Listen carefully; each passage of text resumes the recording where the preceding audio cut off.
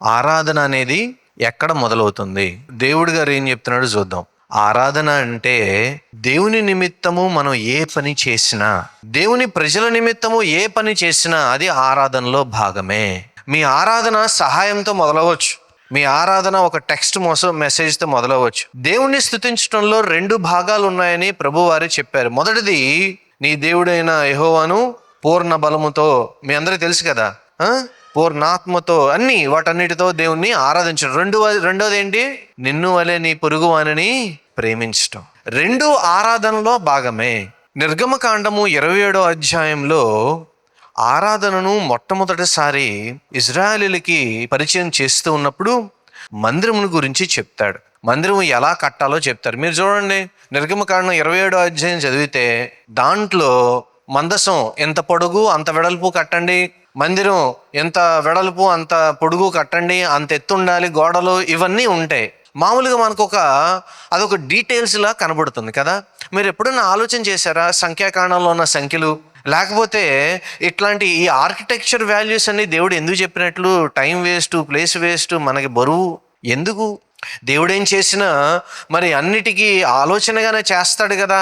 అలాంటప్పుడు ఆయన పాపం మరి బైబిల్లో స్పేస్ వేస్ట్ చేయడం ఎందుకు? మీరు అలా ఉండండి ఎలా ఉండండి అని చెప్తే ఇంకా బాగుండేది కదా. అద్భుత కార్యాలు, ఆశ్చర్య కార్యాలు రాస్తే ఇంకా బాగుండేదిగా. కానీ దేవుడు ఏం చేశాడంటే, మీరు చూడండి, నిర్గమకాండము 27వ అధ్యాయము మొదటి 2 వచనాలు చదువుతాం. మరియు 5 మూరల పొడుగు 5 మూరల వెడల్పు బలిపీఠమును తుమ్మకర్రతో నీవు చేయవలెను. ఆ బలిపీఠము చచ్చౌకముగా నుండవలెను.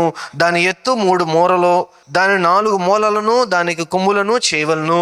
దానికి కొమ్ములు దానితో ఏకాండముగా ఉండవలను. దానికి ఎత్తడి రేకు పొదిగింపవలను.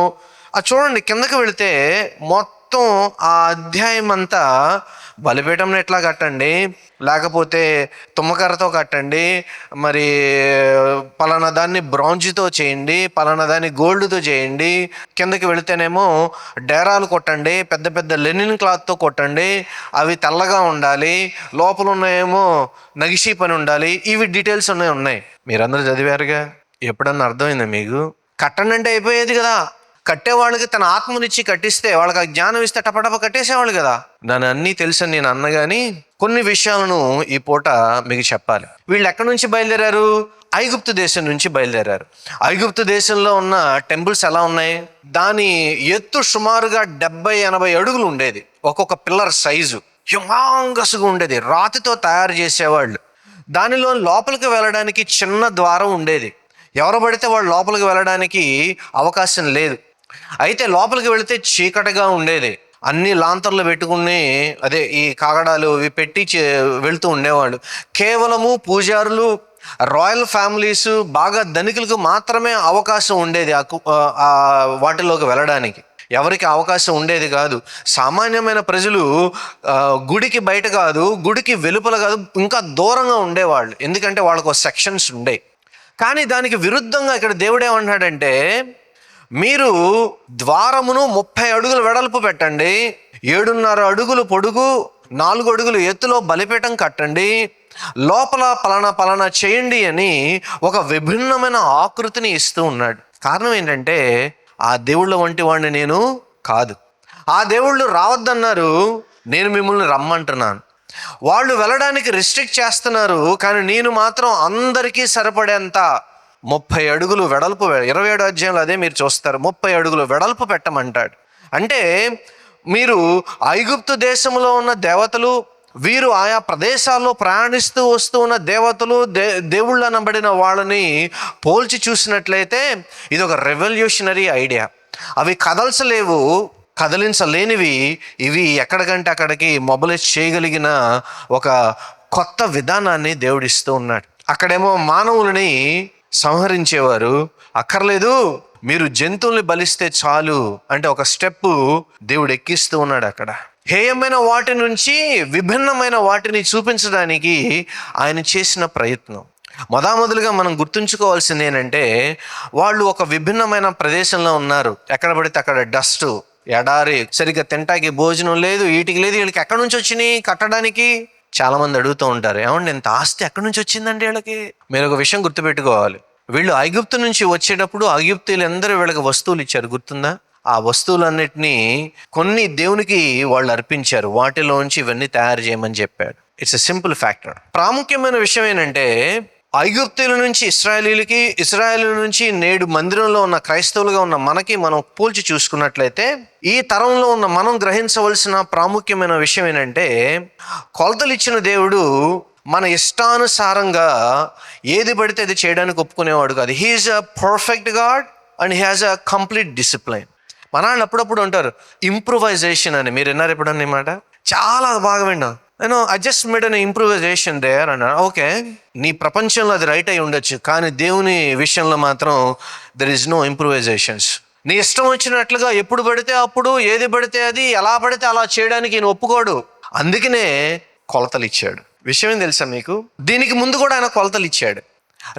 ఒకే పదాన్ని రెండు మార్లు రెండు విభిన్నమైన సందర్భాల్లో వాడారు. మొట్టమొదటిది ఏంటంటే నోవహు ఓడ కట్టినప్పుడు దాన్ని ఏమన్నారు? ఆర్క్ అన్న పదం వాడారు కదా ఇంగ్లీష్లో. యాక్చువల్గా హెబ్రీ పదం కూడా అదే, సిమిలర్గా రెండు ఒకటే. నోవహుకి ఎంత పెద్ద ఓడగట్టు, దానికి ఎంత పొడుగు ఉండాలి, ఇంత ఎత్తు ఉండాలి, ఇంత వెడల్పు ఉండాలి, ఇంత కైవారం ఉండాలి, ఇన్ని గదులు ఉండాలి, ఇవన్నీ చెప్పాడు కదా. దాన్ని ఏమన్నారు? ఆర్క్ అన్నారు. ఆర్క్ అంటే మోసేది, పెద్ద నావ. మందసాన్ని కూడా ఆర్కే అన్నారు. రెండిటికి వాడబడిన హెబ్రీ పదము ఒకటే, ట్రాన్స్లేషన్లో వాడిన పదము ఒకటే, కానీ అక్కడ ఓడ అయింది, ఇక్కడ మందసం అయింది. దాని కొలతలు వేరు, దాని ఉద్దేశం వేరు. ఇక్కడ దీని కొలతలు వేరు, దీని ఉద్దేశం వేరు. కానీ రెండిటికి ప్రధానమైన వాడేవారు దేవుడే. అది మనుషుల్ని మోసి జంతువులను మోసి మరలా సృష్టి క్రమాన్ని నిర్వహించడానికి దేవుని ఉద్దేశంలో భాగమైతే, ఈ మందస్సము దేవుని యొక్క ప్రత్యక్షతను, దేవుని యొక్క ఉద్దేశాన్ని, దేవుని పరిశుద్ధతను, దేవుని సన్నిధిని మోసి ఉద్దేశమై. ఆరాధన అనేది దేవుడు చెప్పినట్లుగా జరగాలి, మనకిష్టం వచ్చినట్లుగా, మనం అనుకున్నట్లుగా కాదు.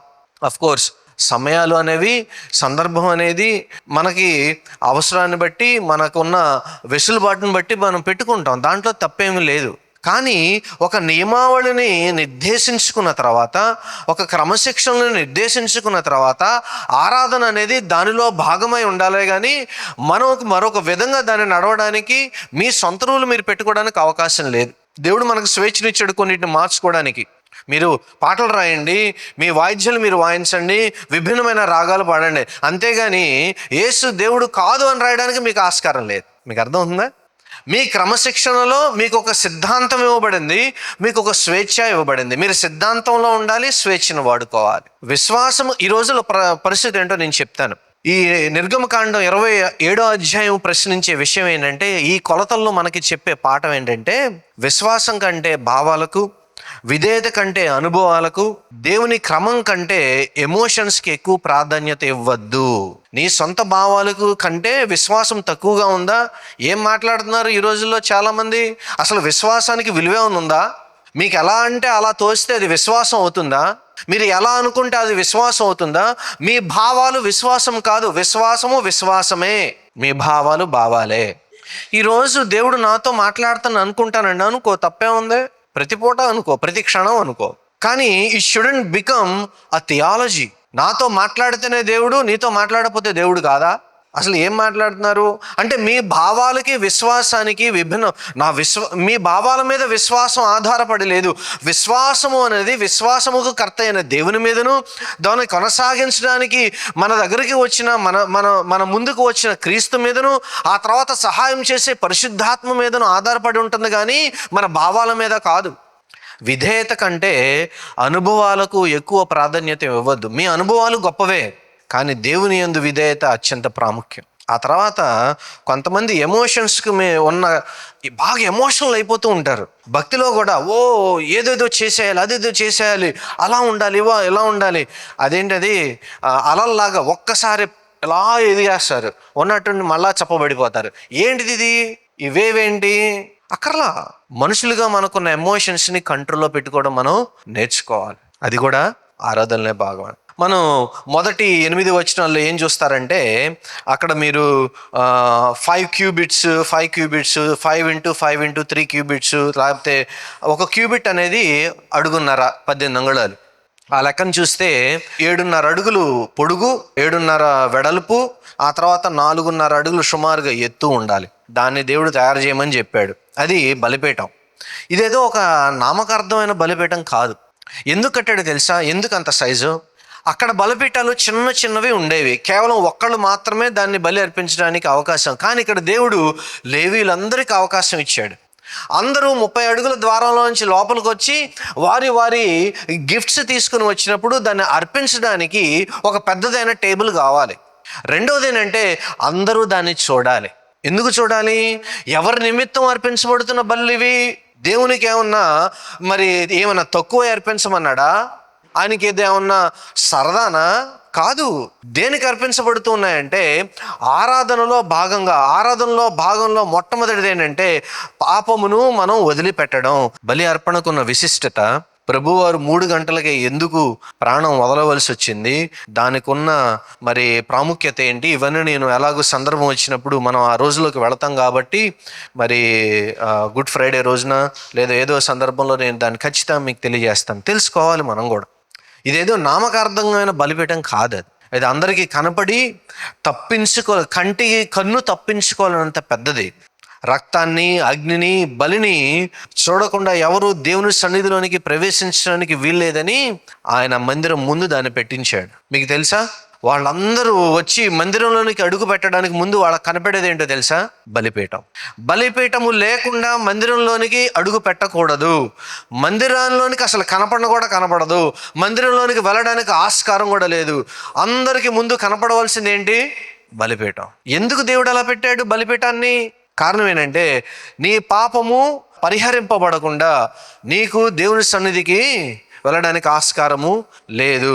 పాపమును మీరు పశ్చాత్తాపంతో ఒప్పుకోవడం ఆరాధన అండి. మీకు పశ్చాత్తాప ప్రార్థన అనేది అంటే ఏంటో తెలుసా? పశ్చాత్తాప ప్రార్థన అంటే, తండ్రి ప్రభువా, నేను చేసిన తప్పు ఉంది. మీ మనసులు అందరిలో నా నుంచి మీ దాకా మనందరం ఎంతో జాగ్రత్తగా దాచుకున్న అబద్ధాలు ఉంటాయి, మోసాలు ఉంటాయి. అసలు మన దగ్గర చాలా సీక్రెట్స్ ఉంటాయి. అసలు మనిషి అంటేనే సీక్రెట్ కదా. మనలో మనం బయటికి చెప్పకుండా దాచుకున్న సీక్రెట్స్ ఉంటాయి చూసారా, అవి మనల్ని నవిలేస్తూ ఉంటాయి. ఎప్పుడైతే మనం పశ్చాత్తాప ప్రార్థన చేయడం మొదలు పెడతామో, విశ్వాసమైన ఎవరికి చెప్పుకోలేని బాధ, సీక్రెట్ మనల్ని నవిలేస్తున్నప్పుడు ఎప్పుడైతే దేవునితో చెప్తామో అక్కడి నుంచి దేవుని కార్యం మొదలవుతుంది. మనం ఎంత పెద్ద తప్పు చేసాం, ఎంత పెద్ద పాపం. ఇంకో విషయం చెప్పనా, మీరు పెన్సిల్ తీసినా అదే దొంగతనం, 1,00,000 రూపాయలు తీసినా అదే దొంగతనం. దానికి కొలమానం లేదు. 1,00,000 రూపాయలు కాబట్టి పెద్దది, పెన్సిల్ కాబట్టి చిన్నదని అనుకోవద్దు. మనకి సిల్లీగా అనిపిస్తుంది, బట్ దేవుని దృష్టిలో 2 ఒకటే. దేవుడు లేకపోతే మనల్ని చూడడు. మనం ఎప్పుడైతే పశ్చాత్తాప ప్రార్థన చేస్తామో అది నాకు బాగా ఇష్టమవుతుంది. అది మీ ఆరాధనలో భాగము. చేస్తున్నారా లేదా? నేటి సంఘానికి నేను చెప్పేది ఏంటంటే, దేవుడు బలిపీఠాన్ని తెర వెనక దాచిపెట్టలా.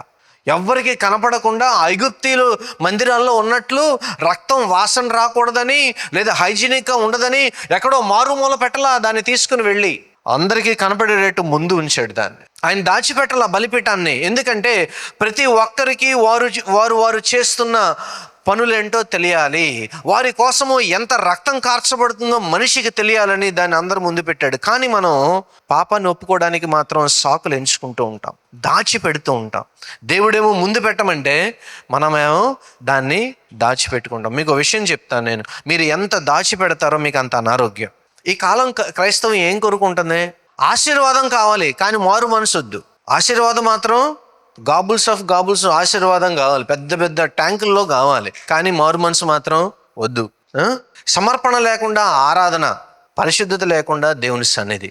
ఎక్కడికి వెళ్తున్నాం మనం మన బేసిక్స్ మర్చిపోకూడదు. బలిపీఠం దేంతో తయారు చేశారు? ఇత్తడితో తయారు చేశారు. ఇత్తడి తీర్పుకు గుర్తు. 4 మూలలో ఉన్న కొమ్ములు, ఇందాక మనం 2వ వచనం చదువుకున్నాం కదా, 4 మూలలో ఉన్న కొమ్ములు అన్ని వైపుల నుంచి కృప అందుబాటులో ఉందని తెలియజేస్తుంది. 4 కొమ్ములు 4 దిక్కులు అంటే ఎవరైనా వచ్చి ఈ కృపను పొందుకొనవచ్చు. గుర్తును దేవుడు దాన్ని తెలియజేస్తూ ఉన్నాడు. మోయేసుకుని వెళ్ళడానికి పోర్టబిలిటీ ఉంది చూసారా. బలి అనేది ఏదో ఒక పండగ చేసేది కాదు, కానీ అది మన జీవిత ప్రయాణాన్ని గుర్తు చేస్తుంది. పోర్టబిలిటీ. మోసుకుని వెళ్తూ ఉన్నాం కదా, మీరు ఎక్కడికి వెళ్ళిన పశ్చాత్తాప మనసును, మీరు ఎక్కడికి వెళ్ళిన పరిశుద్ధతను మీరు మోసుకుని వెళ్ళండి అని దేవుడు తెలియచేస్తున్నాడు. సంఘానికి సవాల్ ఏంటంటే, బోధలో నుండి మారు మనసు మాయమైపోతే, మరలా చెప్తున్నాను, మన ప్రసంగాలలో నుంచి మనం చెప్పే వాటిలో నుంచి మారు మనసు లేదు, మారు మనసు గురించి చెప్పడం మానేస్తేనండి ఆరాధనలో నుంచి దేవుని సన్నిధిని తీసేసినట్లే. నా ప్రసంగంలో నుంచి, మీ మాటల్లో నుంచి మారు మనసు అనేది తీసివేస్తే దేవుని సన్నిధిని, ఆరాధనలో నుంచి దేవుని సన్నిధిని మనం తీసివేసినట్లయితే ఏమాత్రం సందేహం లేదు. ఆవరణం చుట్టూతా ఆవరణం కట్టమన్నాడు. హద్దులు లేని కాలంలో హద్దులు పెట్టే దేవుడు అనమాట.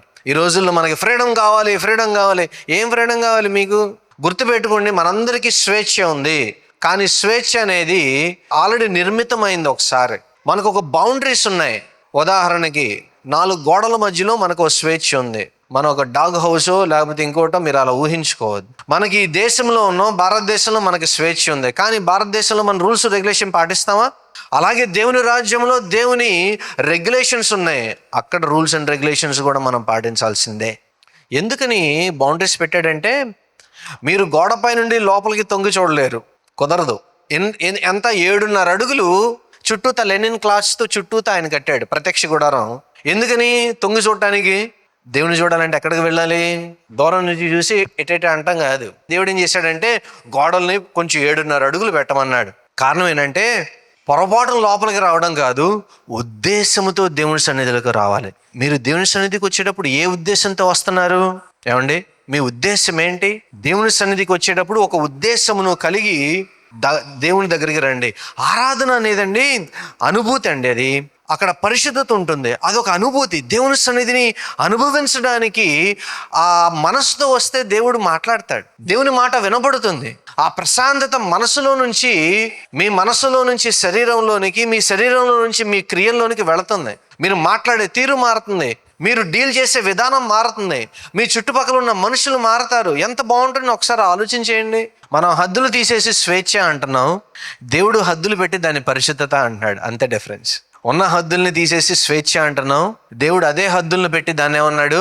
పరిశుద్ధత అన్నాడు. హద్దులు లేని స్వేచ్ఛ కంటే పరిశుద్ధతలో ఉన్న వినయం నాకు ప్రాముఖ్యం. మీకేం కావాలో మీరే నిర్ణయించుకోండి. ప్రేమగా కనపడాలని సంఘం నైతిక స్పష్టతను వదిలేస్తే చివరికి ఆత్మీయ అధికారాన్ని కోల్పోవడంలో ఏమాత్రం సందేహం లేదు. దేవుడు హద్దులు పెట్టింది మనుషులను బయట ఉంచడానికి కాదు, వారిని లోపలికి ఎలా రావాలో, ఎలా రప్పించాలో నేర్చుకుంటారు అని. 3వది ద్వారం వెడల్పు ఎంత అన్నాను? 30 అడుగులు. ఏమండి, ఎంత పెద్దదో! 20 క్యూబిట్స్, అడుగున్నర సుమారుగా వేసుకున్న 30 అడుగులు వెడల్పు అంట. ఒకటే ద్వారం. ఈ ద్వారం అప్పుడు అభ్యంతరకరమే, ఇప్పుడు అభ్యంతరకరమే. ఎందుకనంటే సత్యం లేకుండా చాలామంది, what we see, access to God is gracious but it is never customisable.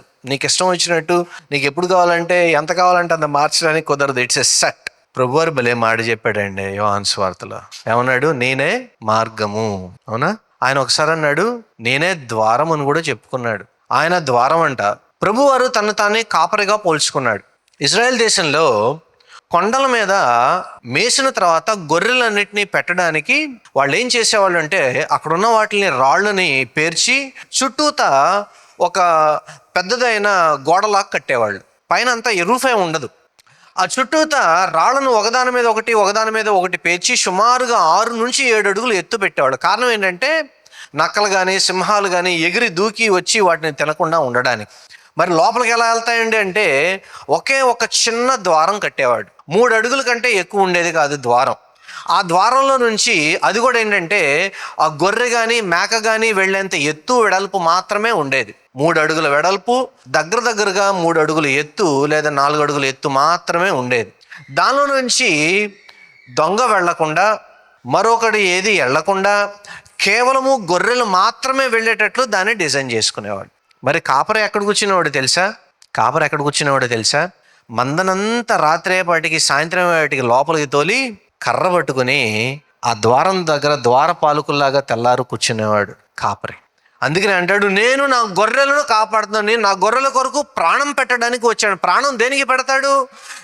విషయంలో ప్రాణం పెట్టడానికి వచ్చాడు. అంటే ప్రభువారు ఏం చెప్తున్నాడు? ప్రాణం పెట్టడానికి దేని గురించి మాట్లాడుతున్నాడంటే, నేను కాపలా కాస్తూ ఉన్నాను. ఎలా కాపలా కాస్తున్నానంటే, బయట నుంచి వచ్చిన దొంగ కానీ, శత్రువు కానీ, సింహం కానీ ఈ గొర్రెలను నష్టము చేయడానికి, ఎత్తుకుపోవడానికి వచ్చిన దేనినైనా ముందు ఎక్కడి నుంచి వస్తుంది? నన్ను దాటుకునే లోపలికి రావాలి. ఎవరిని దాటుకు లోపలికి రావాలి? నన్ను దాటుకుని లోపలికి రావాలి. అంచేత దేవుడు ఏం చేస్తున్నాడు? నేను కాపరిని, గొర్రెలకు నేను మంచి కాపరిని. ఈ మంచి కాపరి అక్కడ ఉండి కాపలా కాస్తూ ఉన్నాడు. ఈ ద్వారము ఎవరు? ఇప్పుడు ఆయనే. కాపరి ఎవరు? ఆయనే. అందరూ రాగలిగినట్లు పెద్ద ద్వారాన్ని కట్టాడు. ఎవరైనా ఎప్పుడైనా వచ్చి వెళ్ళగలిగినంత ఎక్కువ స్థలము ఆయన మందిరంలో ఉంది. ఇప్పుడు నా ప్రశ్న, ఈ ద్వారంలోనికి మీరు ఎంత ఫ్రీక్వెంట్గా రాగలుగుతున్నారు? ఈ ద్వారంలోనికి రావడానికి ముందు రాగానే మీకేం కనబడుతుంది? పశ్చాత్తాపం వస్తుందా? పరిశుద్ధతను మీరు అనుభవించగలుగుతున్నారా? వచ్చిన తర్వాత దేవుని మీరు ఏ విధంగా ఆస్వాదించగలుగుతూ ఉన్నారు? మీ ఆత్మీయ స్థితి ఏ విధంగా ఉంది? మీ మనసు ఎంతగా పరిడి వెళుతుంది? మందిరంలోనికి రావడానికి ఈయన కావాలి. మందిరానికి వచ్చిన తర్వాత బలి అర్పించడానికి మరలా ఆయనే మన కొరకు ఆ బలిపీఠం మీద ఆయనే శిలువలో వేలాడడం ద్వారా మరలా ఆయనే అర్పించబడ్డాడు. మరలా ఆయనే పరిశుద్ధ స్థలంలో కూడా ఆయనే వేయించి ఉన్నాడు. ఈ మందిరము మనందరిది.